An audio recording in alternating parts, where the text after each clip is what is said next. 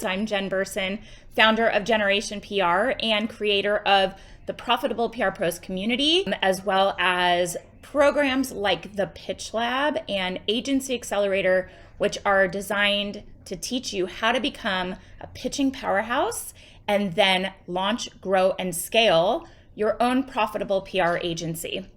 This topic today is all about imposter syndrome. We're going to start off by talking about how I've overcome it and how you can too. They're specifically 4 simple strategies.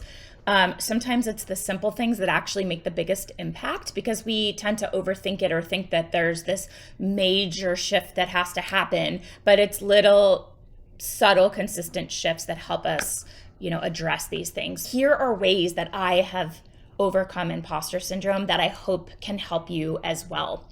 Number 1, embrace or cultivate your expertise in a specific area.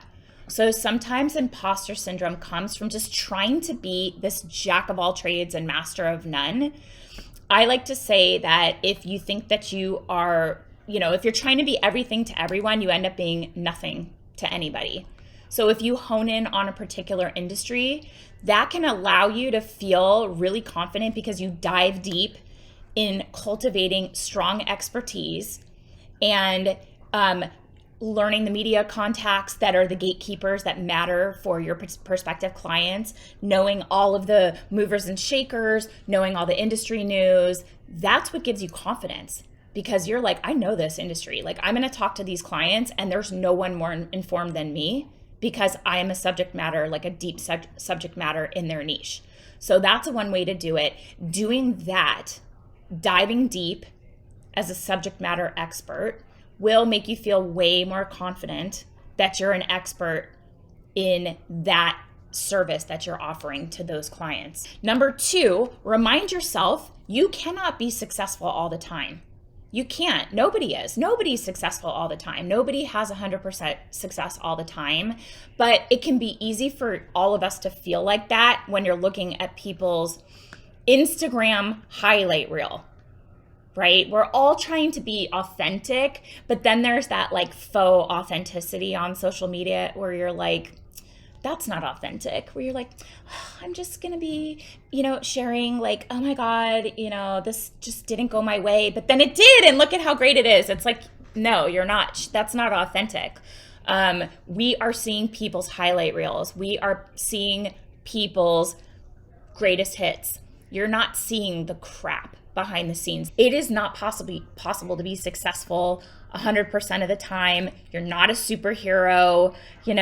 It's unrealistic to expect that you're going to do every single thing right all the time, right? You're not going to expect that of an employee, a friend, your child. So why do you expect that of yourself? So the other way that we overcome imposter syndrome, learn from our mistakes. So when you do fail, which is again, totally normal, don't beat yourself up about it. Use it as a learning opportunity to do better next time. So how can you learn from it? What's a learning opportunity from this thing that happened that either was a result of something you did or didn't do or was totally out of your control, instead of letting it weigh on you as a failure or making you feel like a fraud because you're not getting the results that you think you should or that your peers are getting. How can you learn from that and do better next time? And the last tip I have for you is, and I want you, please promise me you're going to do this. It's so simple and so powerful, and so many people don't do it. Celebrate your little milestones. Celebrate all of the little milestones. So success isn't just this big end goal result, but it is all of the things that you've done and overcome along the way to get to that place. So when you do have successes, which is probably more often than you're maybe giving yourself credit for, make sure that you actually celebrate them.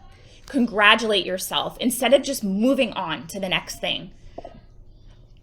Yeah, instead of just moving on to the next thing, you're missing that opportunity. It's honestly, there's like a neuroscience backed theory that when you actually acknowledge your successes and your wins versus moving past them quickly to get to the next thing, you're actually creating new neural pathways that hardwire your brain for success. You start to see yourself as a successful person who accomplishes things that they set out to accomplish. So you could also treat yourself to a nice dinner. Maybe it's also just a Starbucks coffee, something fancy that it's different and it breaks your routine, and it's celebrating a smaller win by doing something like that, like treating yourself to like whipped cream on top of your frappuccino when you don't normally get the whipped cream. I don't know, like something small like that that's different. It's a pattern disrupt.